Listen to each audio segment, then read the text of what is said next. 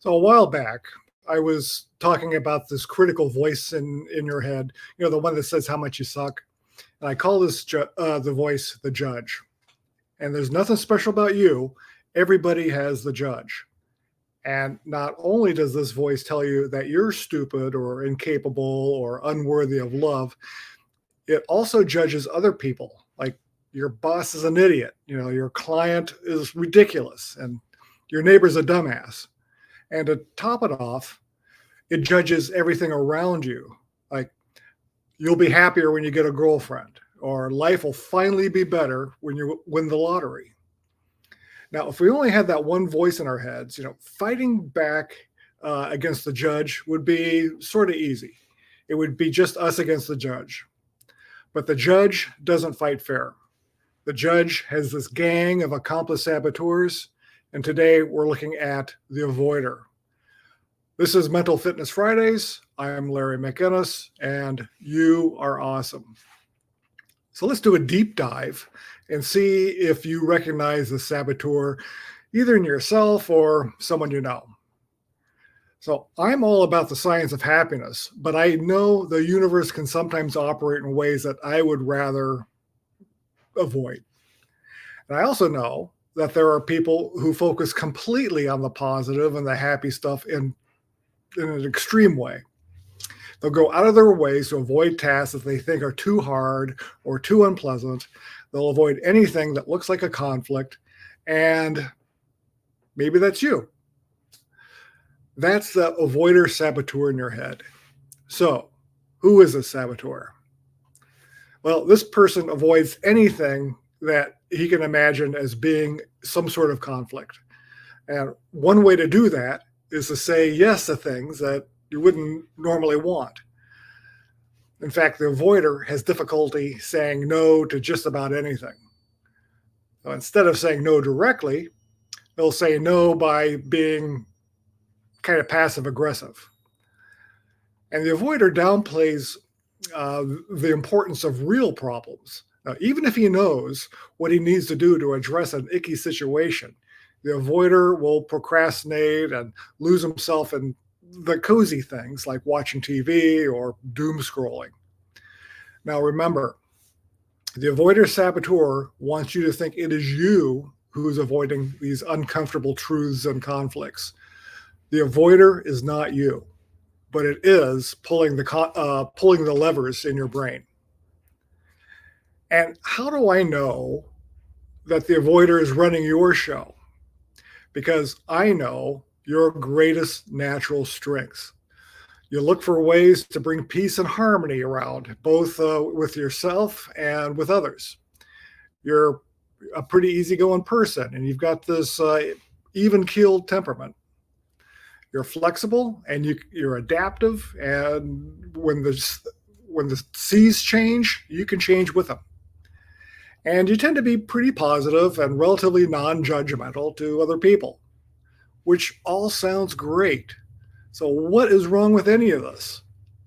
Well, the problem is that the avoider turns your greatest strengths into your greatest weaknesses by abusing them and overusing them. So the avoider makes it hard for you to say no. So you say things that you wouldn't want to say yes to in order to avoid any kind of potential conflict.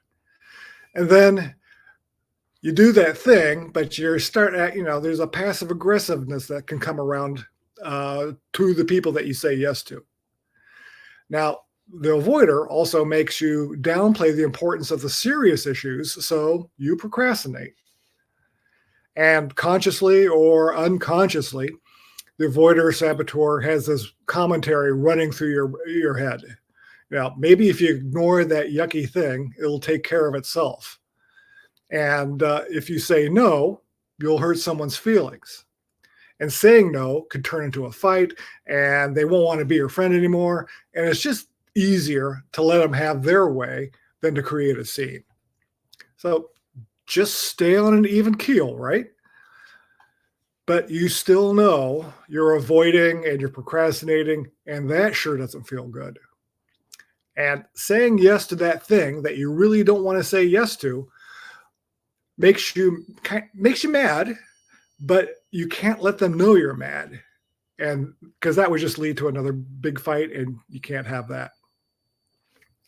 Now, while all of this is swirling around in your head, the avoider is telling you that you're a good person to spare other people's feelings. Nothing good comes out of a fight. And besides, someone needs to be the peacemaker. Might as well be you. Now, this kind of mindset creates a really difficult way to live. And when you deny the conflicts and the negativities that do exist, it prevents you from actually working with them and reframing them into opportunities. There's a big difference between feeling numb to pain and knowing how to harvest that pain to create wisdom and power. Now, avoiding that pain doesn't make it go away, but it does make it fester. And I bet you know that pain every year right around tax time. Now, this avoidance strategy impacts people around you too. And when you avoid conflict, your relationships with people can start to turn superficial. And if people think you're holding back on them, they're going to start to lose their trust in you. Now, where does all this craziness come from? Well, the avoider could be reinforced in both happy and difficult childhoods. And if you had a happy childhood, you might not have learned how to deal with negative emotions. But if you had a more difficult or a more tense childhood, the avoider might have come into play peacemaker.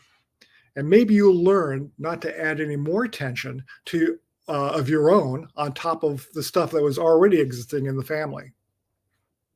Maybe. But remember also, the avoider neural network was already genetically and evolutionarily pre-wired in your brain. And the things that happened when you were a kid may have been the trigger that the avoider needed, but sooner or later, the avoider was going to rise up anyway.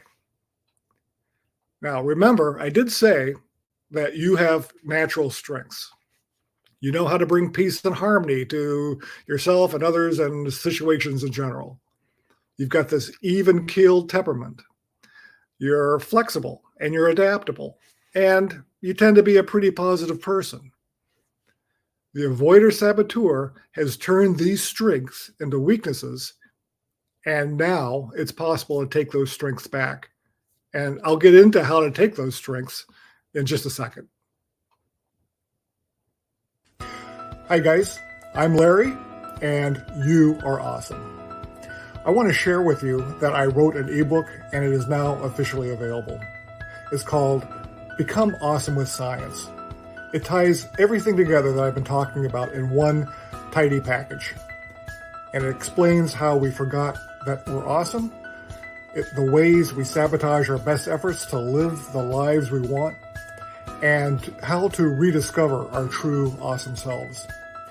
And this is a way to boost one's peak performance, strengthens one's relationships, and improve one's mental well-being. If you'd like to purchase a copy, just tap a link in my bio or go to larrymcinnes.com and head over to the shop tab. And with that, have an awesome day. Okay, so how do you take back your strengths from the avoider? By moving from saboteur mode to sage mode. So along with the avoider saboteur, you also have this inner wise one, this inner sage. And the sage operates with empathy, curiosity, creativity, direction, and clear-headed action. And there's also this thing called the sage perspective. And that says that there are gifts and opportunities in every situation or outcome, even in conflict. So if you can't see a gift or an opportunity in a conflict, and if you can't make one, keep yourself open to the idea that one exists.